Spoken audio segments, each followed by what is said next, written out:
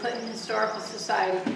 And first I want to say thank you to Bill and to the Clinton Fire Department for hosting this program here. This is absolutely beautiful. I haven't had a chance to look at the museum yet, but I have spent a good amount of time looking at the milk bottles, and some of them are absolutely fascinating. So please take an opportunity to look at this display and also to look at the museum before you leave today. This is a super opportunity. We really appreciate it.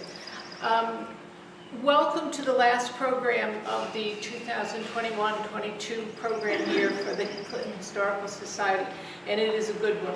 We ended on a bang this year. We were supposed to have a truck here, I believe, but Bill will tell you what happened to the truck. But even without it, it's going to be a super program.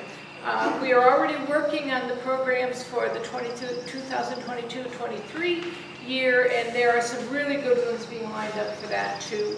But the program list has not been finalized. So if you have some ideas, some subjects that you would like to see us present a program on, please let us know. Our phone number, our email are all on our website. Or stop in at 1 Fountain Street and let us know what topics you think are important and would like to have a program on. Upcoming events before the new program and after the new programs start, in connection with our 60th anniversary. It is the 60th anniversary of the founding of the Clinton Historical Society. We were founded on May 2nd, 1962, so it's pretty close to the anniversary of our founding right now. Excuse me. We're having a grand opening for the exhibit commemorating the 60th anniversary of the Historical Society. That is going to be this Tuesday at 7 p.m. at our 1 Fountain Street address. There will be light refreshments, some comments by some of the past presidents of the Historical Society. We are fortunate to have 7 or 8, maybe 10 living past presidents, and some of them will make remarks about their time as presidents of the Society. On the 4th of July, we're planning on having an ice cream social on the green, or maybe in front of the building. Plans aren't yet finalized. As a thank you, a giving back to the community, to thank the community for their support over the 60 years of our existence. And we'll also have some other activities going on at the same time as the ice cream social. In the fall, we are planning on September 21st, is that the date? That's right, it's a Wednesday, yeah. September 21st at the Shenandoah Club, a gala dinner celebrating our anniversary. Also, details for that will be coming out over the next couple of months. So those are things that we are planning to help celebrate our 60th anniversary. Also, we are planning on this year to once again have history camp. At least we think so, as long as things stay at least the way they are now with the pandemic. We are planning on, for the first time in 3 years, to once again have our history camp. So keep an eye out for details on that if you have children, grandchildren in your family who would like to participate in that. So that's what's going on with the Historical Society. Now we get on to what's going on right here today. Right here today we have Bill Huther, who I think probably everybody in the Clinton community knows. It's one of those people, he's one of those people that, sort of like Dick Williams, it needs no introduction. He's lived his entire life in Clinton. He's a Clinton High School graduate, NVCC graduate, longtime member of the fire department, past fire chief, currently a member of the board of directors of the fire department, and he is a collector, obviously, of memorabilia about milk deliveries, and this is part 2 of his programs on home deliveries. He gave a program on the topic last year. This year he is giving a program on the milk deliveries in the area. So with no further ado, Bill Huther.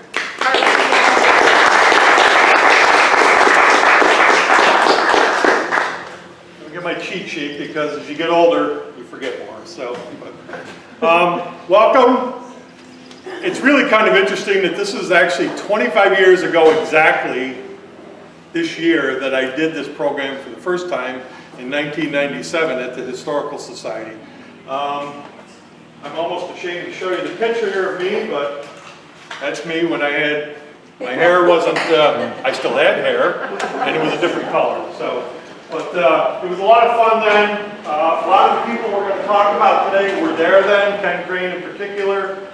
But I've always had a fascination with the milk delivery. I always say I'm the legitimate son of a milkman. But my father was a milkman for a very short time, really, in my life, from about the time I was 12 till about the time I got married. And I didn't know it at the time, but the milk delivery, the whole milk business at the time really was failing. Everybody at one time, and we'll talk about that here in a minute, had a milkman. I'm sure many of you remember your milkman's name. My wife's milkman's name was Mr. Schramm. He always smoked a cigar, so all they had to do to see if the milk was there, just take a sniff out in the back hallway, and if there was cigar smoke, the milkman had been there. I will say that I'm not an expert. If you heard my speech last year, experts have always driven me crazy, so I have some knowledge on the subject. I may learn something today. We did it 25 years ago. I learned about the Hamline brothers and the split up, and I just, that was one of those things that I'd heard about, and there was somebody there who was actually a family member and said, yes, they actually didn't like each other, and that's why there was two separate dairies. So, this is you used to going to the grocery store and getting a buy one, get one free. Well, this is the milk delivery speech today. But please take a moment to look at the museum. This really is a 5-year effort. There's 3 of us, Paul Riley, Kevin Griffin. Raise your hand, Kevin. He's another person who really doesn't need to be introduced. But we took the museum and it needed an update. And one of the things that really spurred it, and that's kind of why we left this old engine in here, is there was no place, they were going to get rid of this if we didn't make a space in the bays out here for it. So you'll see the engines that are in there. One of them was sitting out here, so we did some reconfiguration of the museum, and we were able to get 2 fire engines in there, which left the space for this, and we still have it.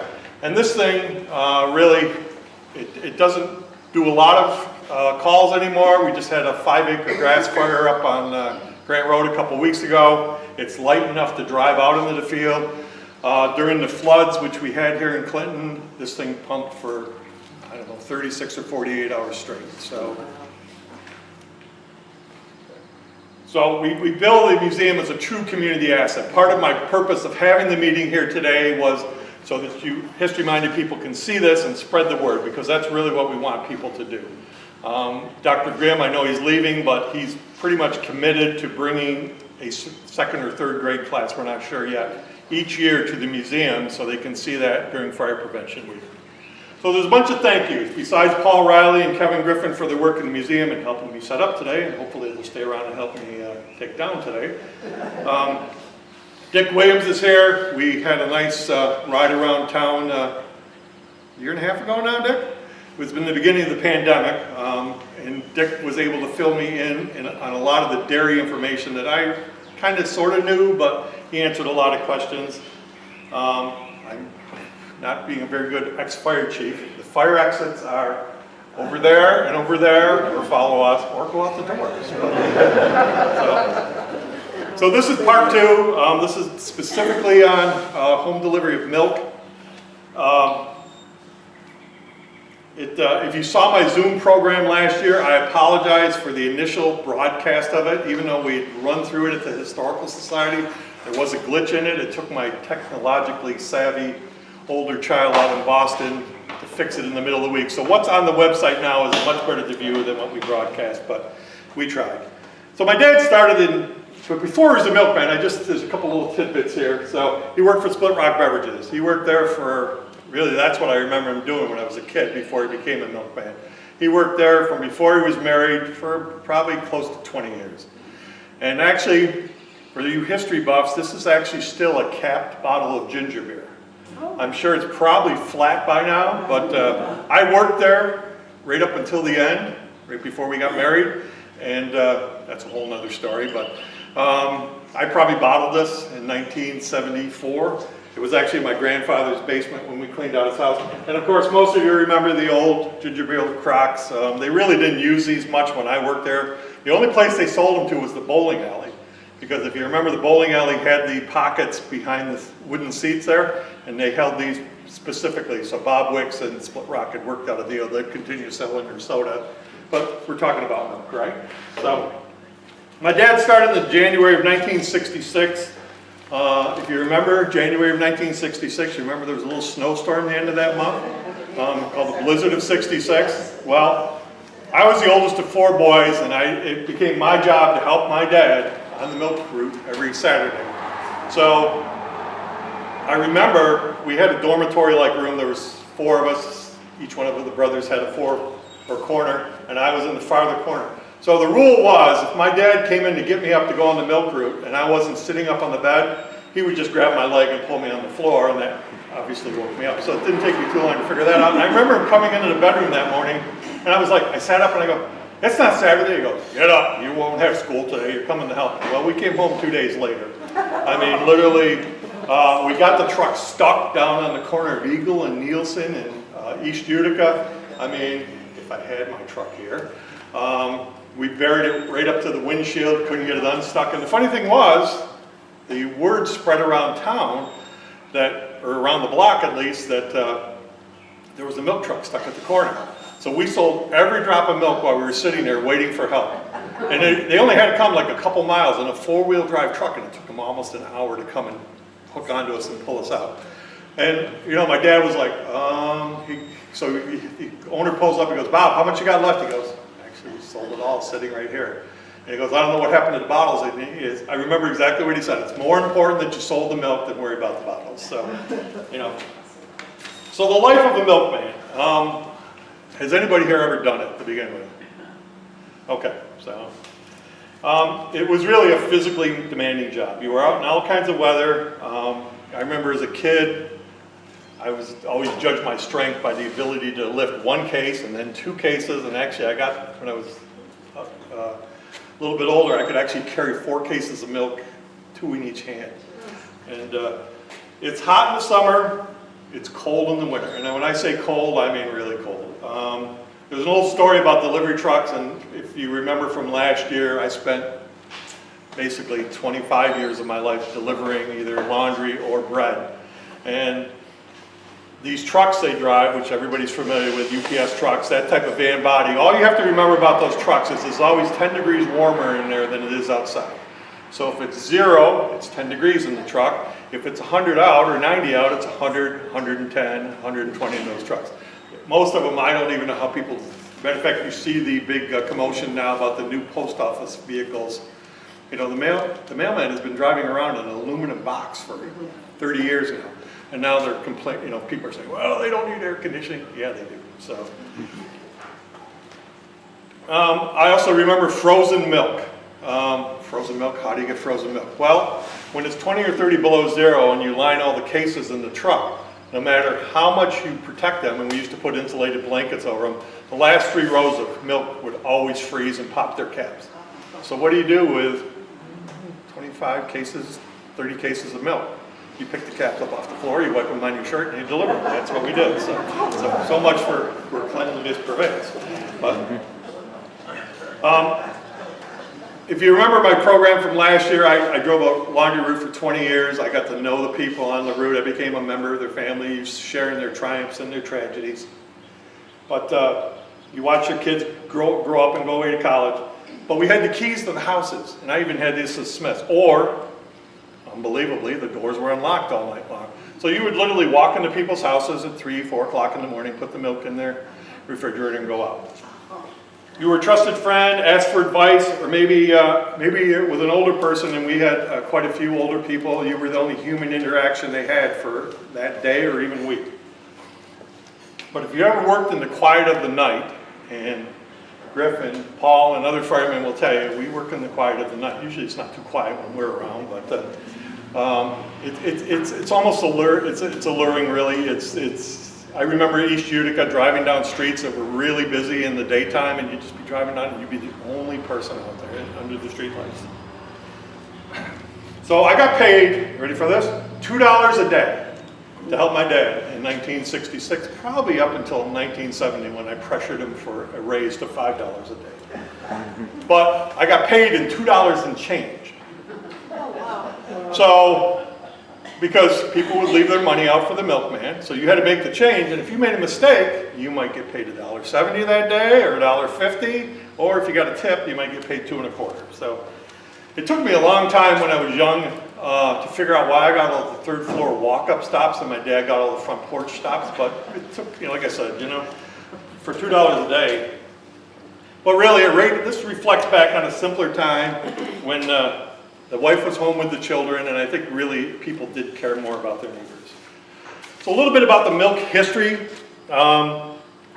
Again, Ken Crane was a big help. My ultimate goal, and this was pre-COVID, I retired 4 years ago this year? Doesn't seem possible, but I did.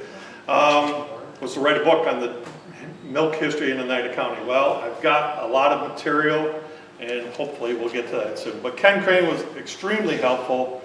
In the early days, Louis Pasteur invented pasteurization during the Civil War here in America. It was 1862, and that really... Yeah, he's real. Step on him. He's not coming back either. So, but in the early days, before pasteurization, everybody had a cow. You go out to the barn and get the milk, and you just drink raw milk. Early milk delivery was, if they pasteurized it, they might come around with a milk can. You're all familiar with the milk cans, and just dip out, and you bring your hopefully sterilized container out to get the milk. But about the 1890s, they decided, hey, we ought to do these things in glass bottles. So they actually, believe it or not, when they first started, used glass bottles without caps. So here's all these bottles sitting in a case with just milk in them. And then somebody thought, oh, a cap. So I don't have a lot, there's really not a lot of Oneida County milk bottles. And that's the other thing I didn't really talk about is I only collect Oneida County milk bottles. So basically from Boonville to West Winfield, because it is in Oneida County, to Camden, and obviously Utica. But this is actually a tin top closure on this bottle. It has a snap, it snaps over, and this is what they used before they had paper caps. And this isn't a Oneida County milk bottle, it's just for demonstration, but it's kind of cool. So the one rule I do have about these bottles is there's a lot of money sitting here, and we'll talk about that. So when you come up afterwards, I'll gladly discuss any bottle, show it to you, but just let me please pick it up, okay? So early milk bottles, I'm sorry, I'm jumping ahead of myself here. So in the 20s, the 10s and the 20s, 1910, 1920s, milkmen began delivering with horse and wagon. And by the 30s, they came out with these milk trucks that were specifically designed for home delivery. But a lot of milkmen really resisted the change in the 30s because Charlie the milkman could come in hungover and his horse knew the route.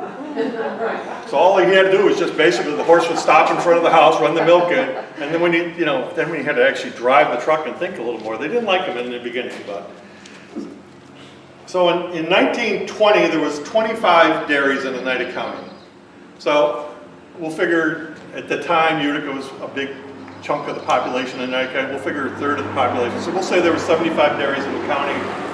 By 1930s, it had jumped to 41 dairies. So again, 120 dairies in the county.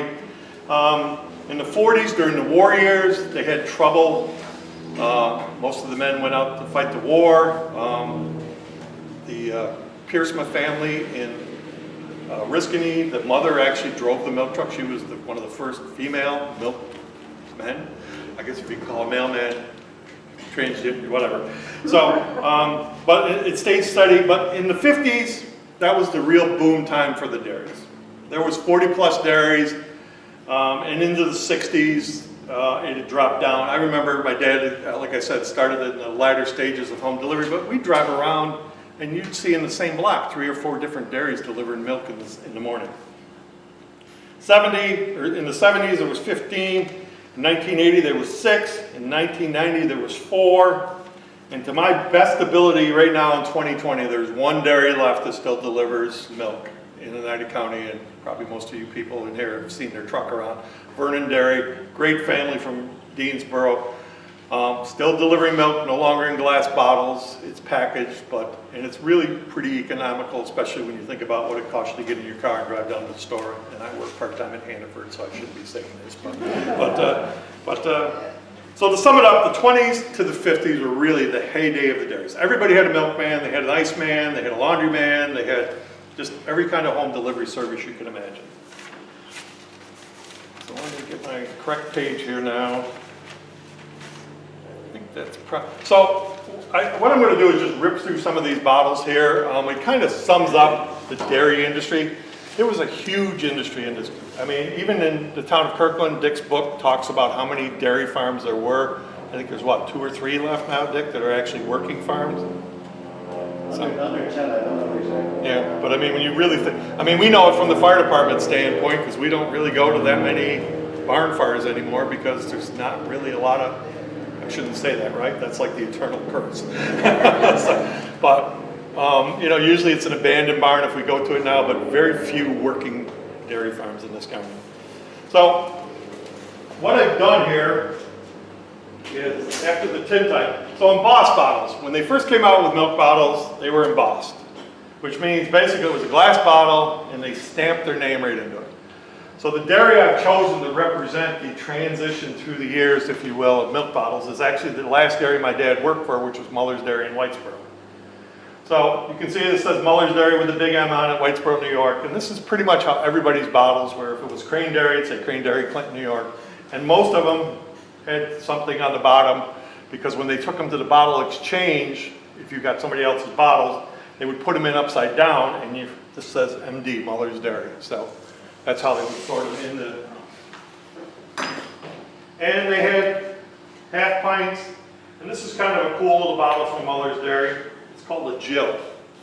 Now before the days of the little things you have to rip your fingers open to put in your coffee, the creamers, this is actually an eighth of a pint.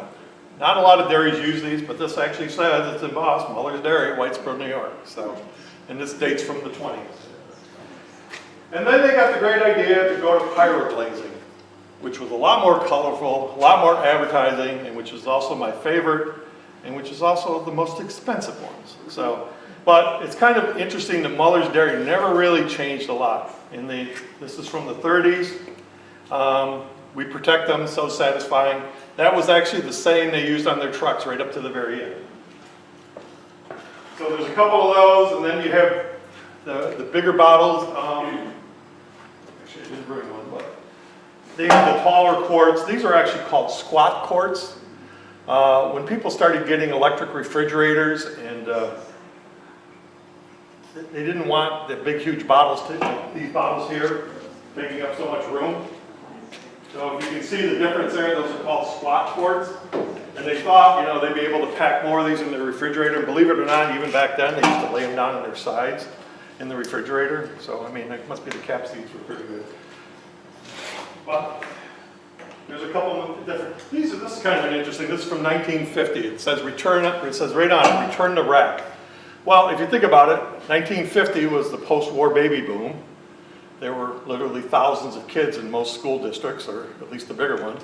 And so a big part of the business was, and still is actually, the school business. So instead of having the little cardboard cartons, this is what they used in 1950, and it put right, just to remind the kids, return to rack, and probably not throw it at your kid you don't like or something like that.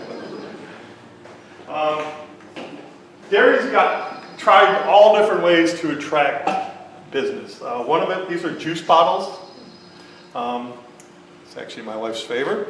They're actually textured bottles, and they would put orange juice, grape drink, things like that. And it was all just really made from Kool-Aid, basically, glorified Kool-Aid. But the dairies actually sold this, especially in the summertime when milk sales would traditionally sell off. When milk sales traditionally would slow down, they would put the juice on the trucks, and you would you would hope that instead of buying the milk, they would buy your juice. And then you can see these, they decided, the dairy industry, that round bottles, round bottle in a square hole, remember this story, took up too much space on the trucks. If you think about it, a case of 12 of these really was a lot bigger than, If my truck was here, I would show you, but we'll get to that in a moment. So they went to square bottles. Again, most people were going to electric refrigerators by then. These take up a lot more. You can pack more, you know, instead of a bunch of round things in your refrigerator, you could put more quarts of milk in there. And again, the industry was really booming in the 50s and into the early 60s.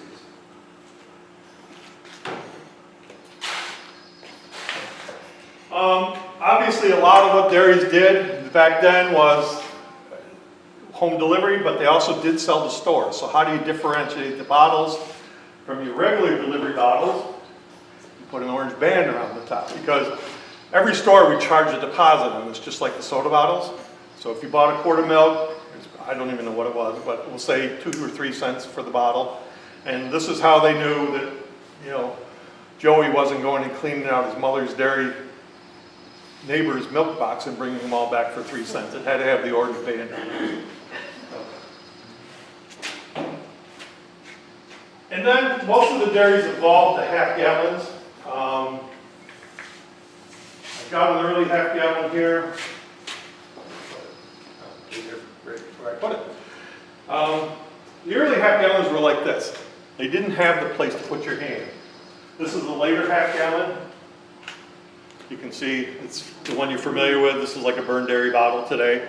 But the early ones were just flat sides, and they put these ribs on the side. But you know, milk sweats, and I'm sure they dropped a lot of these. And I remember we had a lot of resistance to half gallons when we started delivering them, and it was really being forced on us by the dairy because they were in such bad shape that they bought a bunch of them. They actually bought glass half gallons, and then they actually went to plastic half gallons for a short time. But this is the Mueller's half gallon.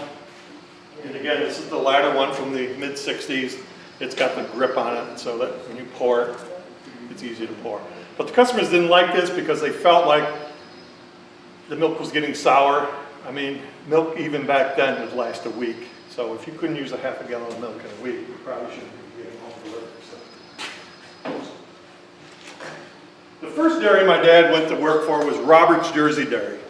He only worked there for about 4 months. He left Split Rock. Oddly enough, Paul Riley's father left Robert's Jersey Dairy because he'd injured his hand when he dropped some milk bottles and hurt his hand.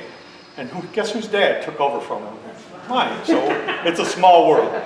But these are the bottles that we delivered for Roberts. It was down on Pleasant Street, corner of Pleasant and Mohawk. It's actually in the town of New Hartford. It says Utica, New York, but the caps actually say New Hartford, New York.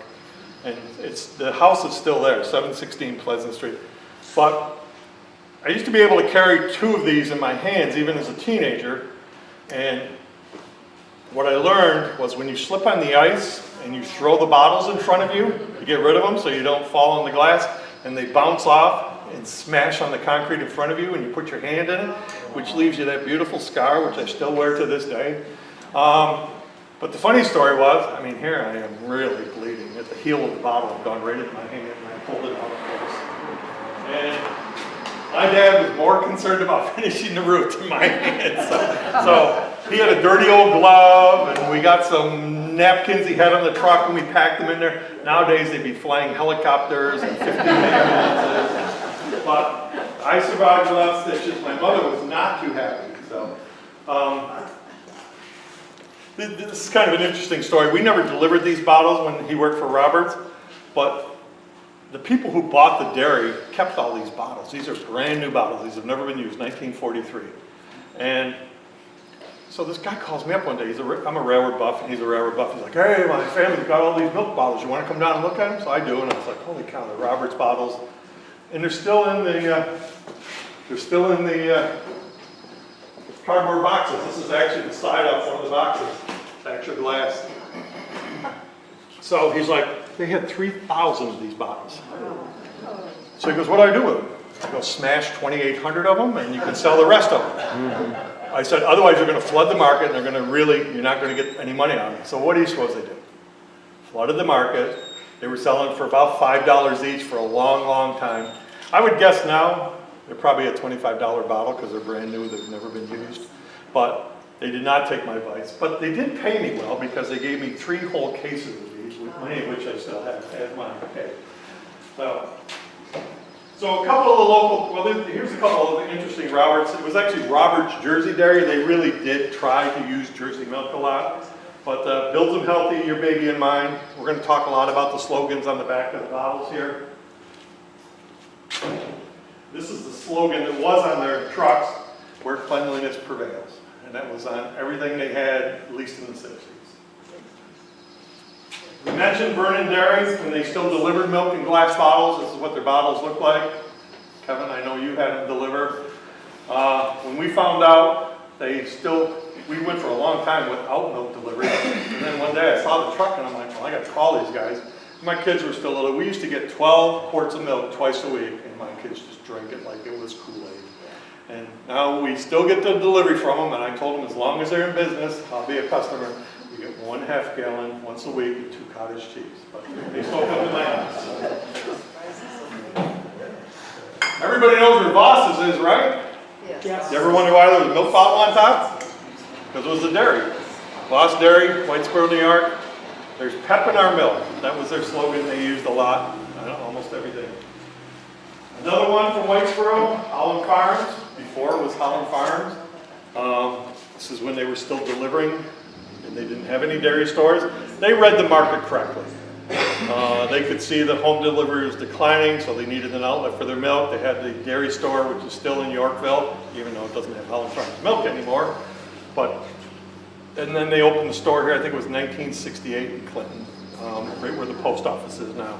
And when we talk about that, we remember that when we used to go over, this is actually half and half, but the orange drink used to be in these little wax containers. We would go over from school, and I'm sure they did quite a business selling the orange drink to all his kids. I'm sure Dr. Francis was very happy we were drinking it too. So I'm just going to rip through some of these sayings because I think they're kind of cool and tell you about, I'm just going to read off the dairy name. Another dairy from New Hartford, actually, Fry's Dairy. The aristocrat of milk. It's got a tuxedo and the cane on the back. This just gives you an idea of how immense the dairy business was at this time. Eiseneckers was a big dairy in Rome, much like Handlines and Sunshine was in Utica. I always said the bottle salesman must have loved going to Eiseneckers and Sunshine and Handlines because each one of them must have 50, 60 different types of bottles. It's almost like every year they bought something new. But kiddies know, cheap, active, thirsty children ask for milk. Right on the back. We talked about the squat quarts versus the regular quart. I'll do it again here.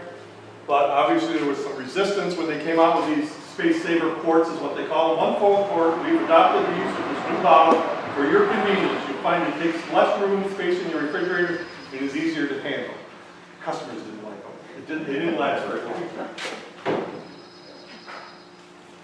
This is Sunset Dairy. If you're familiar with B&F's Milk Center over in Whitesboro, the building that was next door to it that bottled milk really for everybody in the county in the last 40 years. It's called Sunset Dairy. But listen, pal, I hope they use Sunset Dairy milk where you're taking me. So there's the kid in the back. Buttermilk.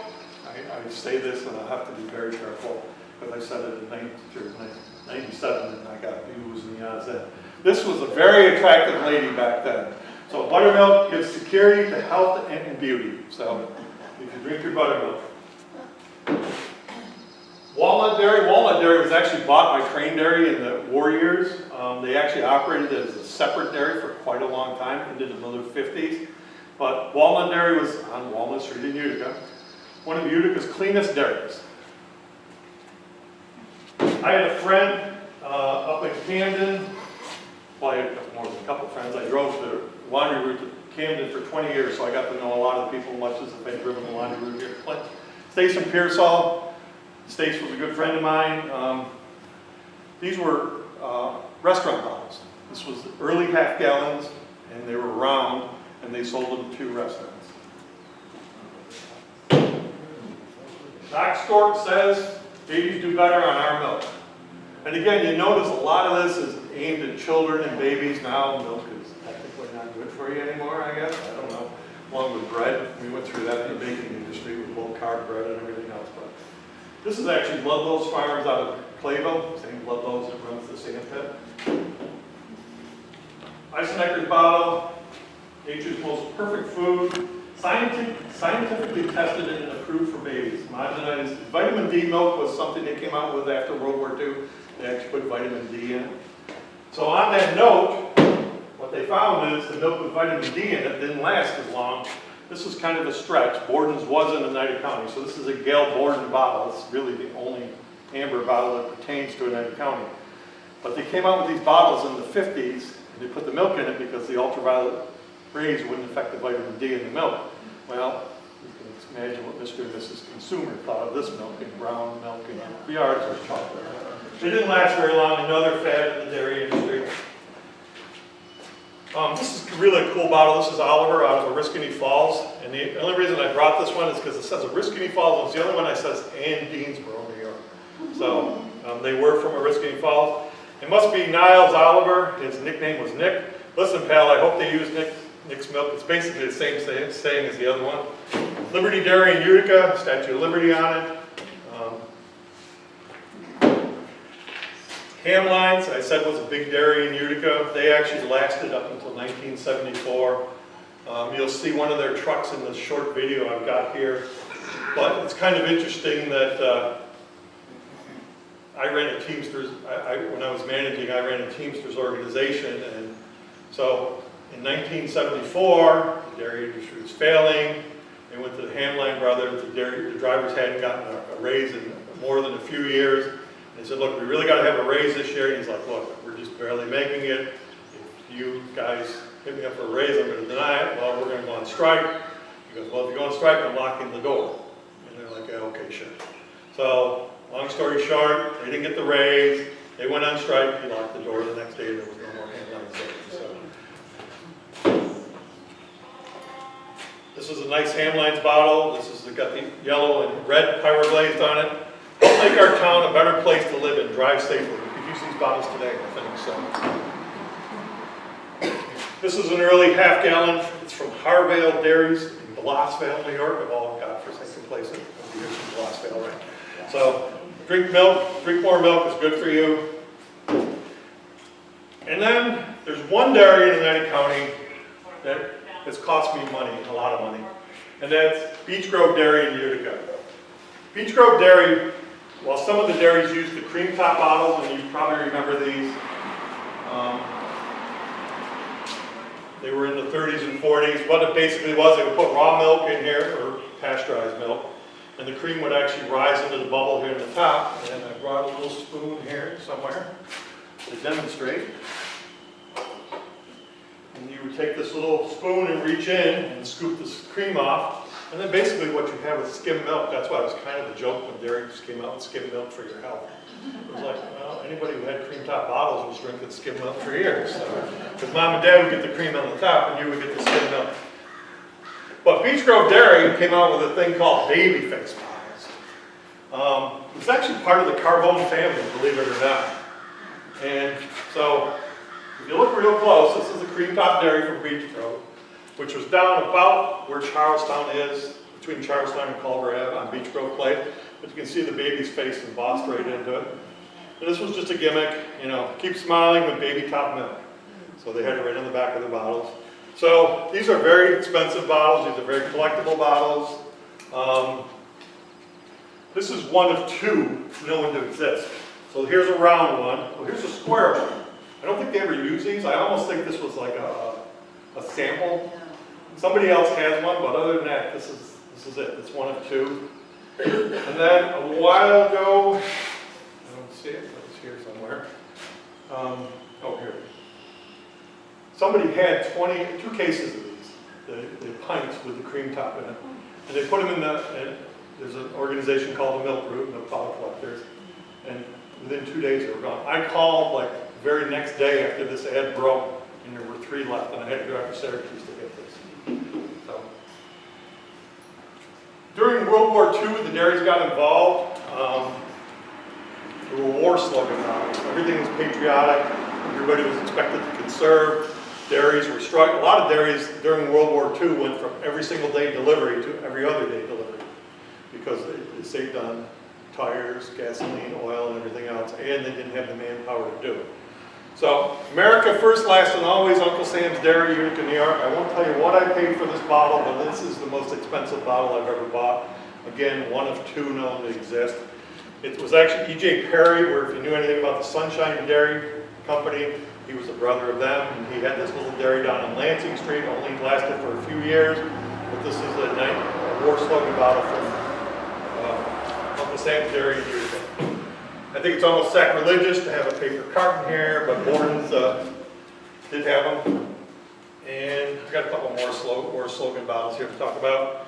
This is Sunshine Dairies in Utica. This is the other Perry, William Perry, not E.J. Perry. Good nutritional insurance, buy more war bonds, with a picture of the Capitol right on the back. And they actually had, let's see here, Sunshine Dairies actually had a little half pint with a cream top on it. I have no idea why. I've never been able to figure that out because they didn't deliver milk in half pints, but I think just because they did. Green Pyroglaze, this is really unusual. You don't usually see this. The Buttermilk, this is Twin Maple Farms, Dairy in Marcy. Again, very hard bottle to find. And finally, we'll talk about Crane Dairy. I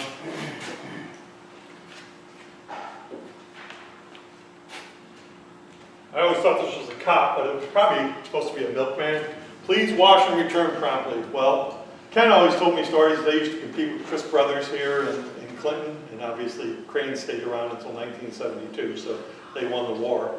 But I guess that's supposed to be a milkman with his hat. I always thought it was a cop, but it's not. So. But if you knew anything about Crane bottles, they all look pretty much the same. They had the whooping crane in the front and the leg. They never put them on their trucks, but pure Guernsey milk, fresh from our farm. And that's another story. Everybody knows where the Crane farm is, up on College Hill Road. I guess they didn't get along because they didn't buy their milk from their own relatives. They bought it from other farms. So. Another Crane, a regular schedule of prompt feeding keeps them healthy and happy. Crane Dairy. And this is kind of a cool one. This is an early Crane bottle when they used two-color Pyroglaze. You can see it's the same layout except it's got the black inlay. I like to be clean and I don't like to roam, so why not wash me and let me go home right on the back door. Gatesdale Dairy down in Bridgewater. It's kind of cool. It's got a Dutch lady on the back announcing our special cottage cheese, buttermilk butter. And this is kind of cool. Gatesdale milk or nothing. So, get crying. So. Again, a lot of dairies tried to adapt to the times. This is Colbert's Dairy in Rome. This is the early version of the plastic thing you bring home from Burn Dairy nowadays, but it was actually wooden with their name on it and the Colbert's bottles in it. As I said, Charlie Van Rye up in Canada is a very good friend of mine, really a closet milk bottle collector too. He helped me a lot when I was first starting, but deposit fresh from our farm, please return bottles daily. They tried with these early half gallons to convert customers to it, and the same reaction a lot of the customers had when we went to half gallon. Too big, the milk spoils, my kids spill it. It's bad enough when they spill a quart, but when they spill 2 quarts, you know, so got it. And this is actually you must not forget that dairies carried a lot of products: butter, eggs, buttermilk, light cream, heavy cream, sour cream. And even at the end, Mueller's tried to deliver laundry detergent in cardboard boxes. Well, I don't know if you know anything about milk trucks, but in the winter the floors are always wet because you're tracking snow in. And in the summer you got ice on top of the milk, so the floors are always wet. So putting boxes of laundry detergent on the floor of the milk truck to sell didn't work out so great. Got a lot of wrecked boxes. And just a few more things and I'll finish up here with a short video. If I had a truck here today, it would have been this truck. I found this truck. It had been sitting for 20 years. Many of you who were here 25 years ago and can remember. We towed it. It had been sitting in a junkyard for 20 years. I have now had it for 27 years. Up until today, it ran fine. It's in primer right now. It will be restored to this, hopefully by next year, if I can get it running again. But I think I burned my fuel pump up on the way here. So a story about this truck is I have friends that are milk bottle collectors, and I was always interested in the trucks because they're called Divco Trucks, Detroit Industrial Vehicle Company. They were built specifically for milk delivery. Stand-up drive, and I was going to demonstrate it today, but again, it's not happening. You can drive by my house in Kellogg Street and see it sitting in the driveway if you want. But when the dairy industry started to fail, so did the company. This truck I have is a 1967. It was the last one that was built in Detroit. It was the last one my father drove. And it was kind of funny. We found it in the junkyard, and we tried to negotiate with the guy. And he's like, well, how do you know it's your father's truck? And I said, well, if you walk around the sign, I bet you it says number 6 on the side, and it did. So he was kind of impressed. And long story short, he basically said, if you can get it out of there, I can have it. Well, the engine was seized, the transmission was seized, many, many, many thousands of dollars, and apparently more thousands of dollars to get it running. So there's some pictures up here. You can come up and look at them. This was actually the first truck my dad drove when they were still Robert's Jersey Dairy. If you're familiar with Peg Hassett's book, I think it's Focus on the 50s from the Oneida County Historical Society. I was thumbing through it, and imagine my surprise when I saw this picture. Well, Doug Preston at the time was the historian at the County Historical Society, so he blew it up, and they only had 4 trucks, and believe it or not, this is truck number 4, so it was my father's down at Lee Electric, which is basically where, what do they call it now, the Sheraton, whatever the name of the hotel is? Yeah. What is it, Brad? Delta Inn. Delta Inn, there you go, thank you. So, but that's where Lee Electric used to be, and this was a picture that just happened to be there, so. So you never know what you're going to find. And after Ken Crane passed away, they sold a lot of his stuff at auction. I don't know if I'm proud of it or I was not so proud of it, but I spent the most money there that day. I tried to keep Clinton stuff in Clinton, so just tons of calendars and memorabilia from Crane Dairy. A lot of this paperwork here, things attached to it, is from Ken Crane. He actually used to display stuff also when they talked about dairy. A bunch of Crane Dairy caps. This is kind of interesting. This window card, if you wanted the milkman to stop, and I guess if you weren't a regular customer, you would hang this in your window and they would stop.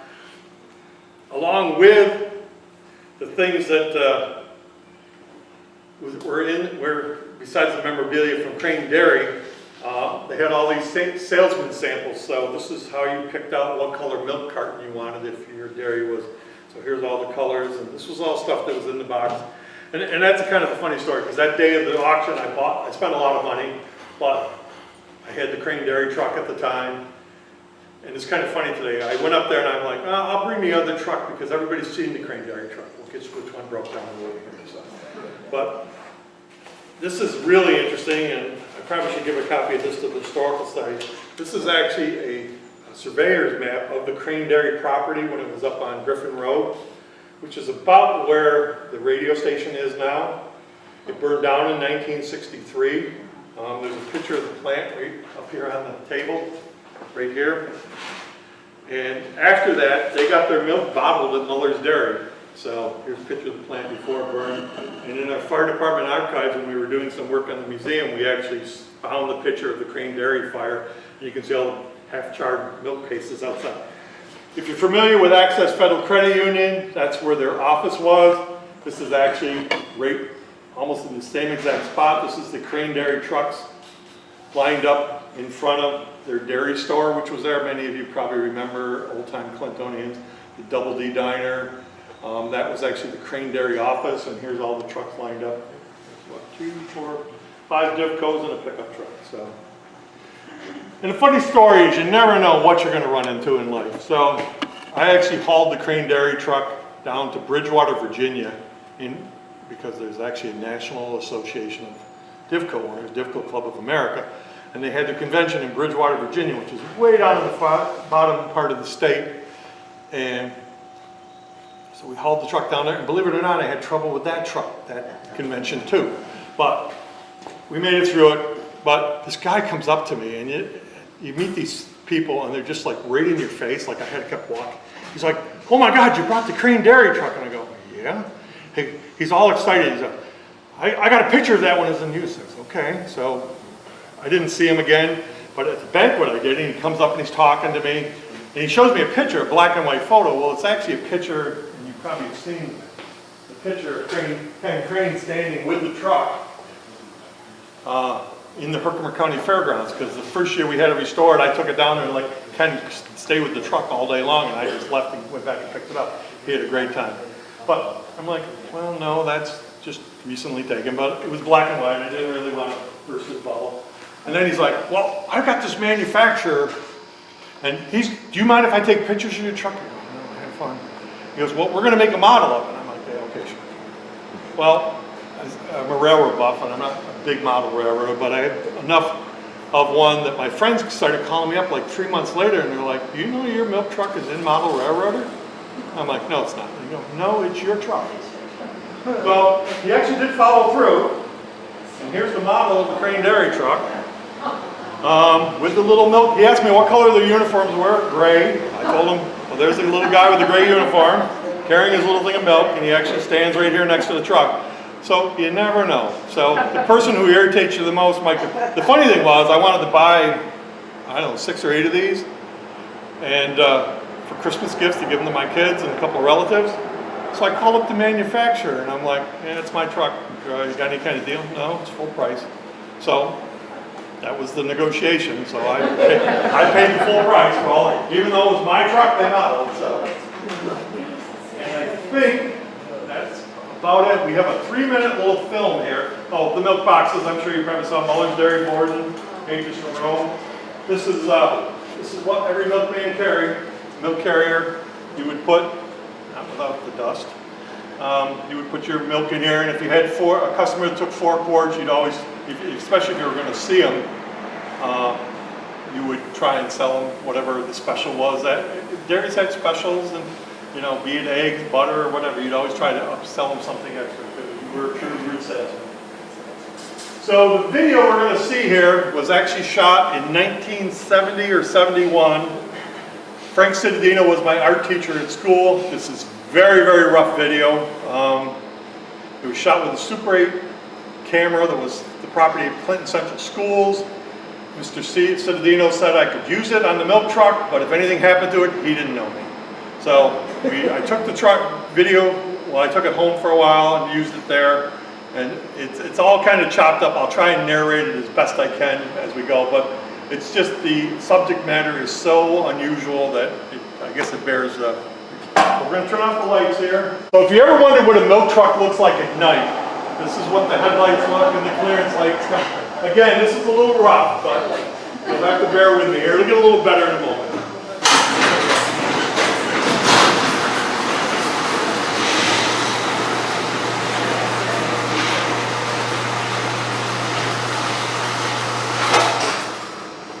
So this is actually the Crane Dairy truck delivering to our house in Franklin Springs. Shot out the front window. I was too embarrassed, I guess, to go out. Now the funny thing is, my dad worked for Mueller's Dairy, which bottled the milk for Crane Dairy, but he wanted nothing to do with milk, so we still got our milk delivered. This is actually a Hamline's dairy truck. I told you about that. It's coming down Grant Road. It'll get a little clearer here in a minute, but you'll see it crossing over the White Creek Bridge. Mark Grant Road. He sold his milk to Hamline's, and they delivered it back in bottles to him, so I'm sure there was a trade-off there. But you'll see the truck coming down. And the only reason I didn't go outside was because it was pouring rain, and I was heeding Mr. Cittadino's advice, if you break this, I don't want to do so. But there it is. Again, it's just such rare, unusual video footage. Again, Crane Dairy. Freddie was our milkman. The snowplow went by. This is cutting over, and unfortunately it went out of focus. But the post office was behind it when you used to be able to drive from Post Street over to 12 Main. This is at the yard at Muller's Dairy. That's an actual Crane Dairy truck, much like the one that should be here. Just some real rough video. Robert's truck inside the garage. By then they were renting U-Haul trucks because their trucks were in such bad shape. This was one of their commercial trucks. This is actually my dad coming to pick me up while I'm waiting outside.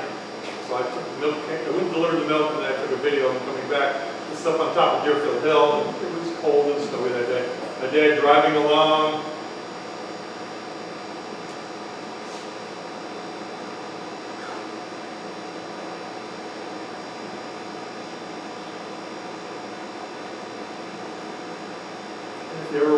the inside of a milk truck look like. There you go.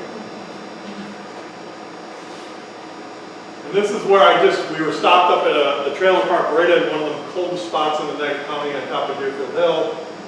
And so I just walked backwards from the truck, and that's really going to pretty much finish up that video, let it just run out so it stops by itself. And my grand finale here is we talked about the milk business being a big giant business. And just in my collection alone, I have 1,500 United County milk bottles. And but here's some names that I was able to get from the bottles that I have. Alphabera, Gage, Albrecht, Acme, Adams, B&F, Gordon, Belvedere, Bonnie Bray, which is here in Clinton, Beech Grove, Benedetto, Byrne, I guess they can still deliver milk here, Bettini, interesting story there. In the early 90s, he restarted Bettini's Dairy in Rome, went out and bought bottles. I didn't bring one, but it's the newest milk bottle I had. It was made in 1991. He was all psyched to be home delivering again, and 2 years later when I stopped to see him, reality set in, he stopped home delivery. And so Blue Ribbon, Benton, Barnard, Benson Farms, Black River, Boonville, Browning, which is here in Clinton, Britton Fedor, Cloverleaf, Cornhill, Boston's Riverside, Campbell, Chester Fedor, Commercial, Craig Manor, Crane, Cedar Lake, Cook and Waterman, Central Adirondack, Kleinau, Cornish, Caruso Brothers. Remember Mayor of Utica, that was family. Crowley's came up out of Boonville. Rosaday, Chris Brothers was here in Clinton, Clover, Kassenbecker, Crescent, Dairy Dell, Dairy Maid, Dairy Lee, Devens, Johnny Devens was one of the last milkmen. Bottles here, but Davis, he was here in Clinton, Dawes, Deming, Evans, Edwards, Fort Schuyler, Flanagan's, Fedor's, Fort Stanwix, Fry's, Furman's, Gatesdale, Griffin and Son, Gold Medal, Grafenberg, Gula's, Gold Cup, Hamlines, Holland Farms, Hindenburg's, Highlights, Furman, Hilltop Farms, Harvale, Hogan and Oxford, Hartshill, Horseshoe, we're getting there, Alderson, Eiseneckers, Kobler's, Jordan Farms, Kirsch, Kinnery, Kilbourne, Kenoton, Leonard's, was over in Westmoreland and delivered here in Clinton, Lester Farms, Lloyd's, Leehurst, Liberty, Ludlow's, Lincoln, Mapledale, Mathis, Mannion, Meadow Farms, Mueller's, McCullough, Manzer, Mercer's, Morgan, Murphy, Miller, North Utica Nobles, Oriskany, United Medicine Co-op, Oliver, Oleski, Otters, I'm read my own writing, Batiste, William Perry, Pages, Pioneer, Palmer, Parkway, Weemups, Rome Milk Corp, Roseland, Rydell's, Roberts Jersey Dairy, Sunshine, Sanitary, Simmons, Sunlight, Sandwich Heights, Smolinski, Springbrook, Station Pearsall, Sunset, Silverbell, Fall, Springbrook, Spring Hill, Spencer's, Sequoia Valley, Sunset, which was Brick Brothers, Seneca, Sunny Lake, or Sunnyside, I'm sorry, Seal Test, Schwarzenegger, Schuyler, Sunset, that was here in Clinton, Chris Brothers, Sunnyside, Springdale, Standard, Towns, Slazik was also in Clinton, Thomas, Towns, Tolpas, Theobald, Run, I can't read my writing, Trotman, Twin Naples, Valley View, Van Rye, Vernon, Voss, Bowl, Utica Sanitary, Utica Cream Top, Uncle Sam's, Walnut, Waterville, Weston, Watkins, Woodlawn, Walnut, Yorkville, and Yandles. So, if my math is correct, that's 168 different dairies in Oneida County just from my collection alone, and I'm sure there's more than that. So, question? Yes? There's two different things on your table that I don't believe you commented on. Okay. One is I'm trying to live within my 1 hour time limit. We don't hold you to that. Maybe the fire department does, we don't. Okay. The large bottle with the wooden handle. Yes, this is a restaurant bottle. It's a restaurant bottle. Yes, this was truly a restaurant bottle. No advertising on it. It's actually a gallon. So this is what they would deliver to restaurants. I mean, it was back, you either got your milk home delivered at your house, or if you were in a restaurant, you would get your milk delivered like this. So Is that fairly old or? yeah, this is from 1939. So it's Grafenberg Dairy, which is one of the big dairies. Actually went on to become Dairy Lee. Dairy Lee bought Sunshine, but if I ever write the book, read the book. The other is the two cone-shaped superb. Oh, yes. So this was early attempts at this here. So this is what we're all familiar with today, is wax paper. But this is actually what they came with first. You can actually see this one still has the bottom in it and the top. This was actually a salesman sent. So when they first went to paper, and got away from what even then was an expensive glass bottle, this is what they went to. So most dairies told their customers to take the bottom out, take this out, and use it as a megaphone. And this guy's got Nancy, somebody or other, right on the side. So this was her megaphone. So, but Ken Crane had that. So, yes. Just curious, we're not from here. Where was the Split Rock? It was in Franklin Springs. Oh, thank you. They had 20. They were on Dugway Road. On Dugway Road. But they delivered. They had 24 different varieties of soda. All right, I'm going to tell the story. So we're getting married in 3 months. I'm delivering for him. I'm working there. I'm running the plant. There's like really it's a two-man operation. And the same guy inspected Split Rock beverages forever since my dad had been there 15 years earlier. Big barrel-chested man with a cigar, much like your Milkman. You always knew he was coming. You could smell the cigar. Always come in, look around. How's things, Jim? Yeah, this looks good. Okay. Boom. They get checked out for 6 months and they'd be an operator. Well, right before we got married, this guy comes in and he's standing there in a three-piece suit. He's about 22 or 23 years old, looking around going, oh my God. And I'm like, oh boy. So the old guy retired and this new guy wrote him all kinds of summonses and it just became apparent they weren't going to stay in business. So I had to move on. And it's sad because they really had unique products. But, you know, the water came right off the hill behind. I'm sure the spring boxes are still up there. It was natural spring water, and you know, I often laugh. We used to deliver the 5-gallon demijohns glass for $1 to your house. Imagine what that would cost you today. Right? So, all right, back to Bill. Anybody else? That's correct. Yeah, Bill. You talked about Hamline Brothers Dairy. Was that any relation to like Bill Hamline? It probably was. It probably was. Yeah. I don't know, but Lester Farms is run by Lester Hamline in Hartford, and Hamline was a big, huge dairy in Utica, and I never could understand why they, but then the last time we did this in 1997, there was a family member sitting in the audience that actually said, no, there was a big falling out, and that's why you went out on his own. Anybody else? Please stop and see the museum. We put a lot of hard work into it, and if there's any questions, I'll be in there or up here. So, okay?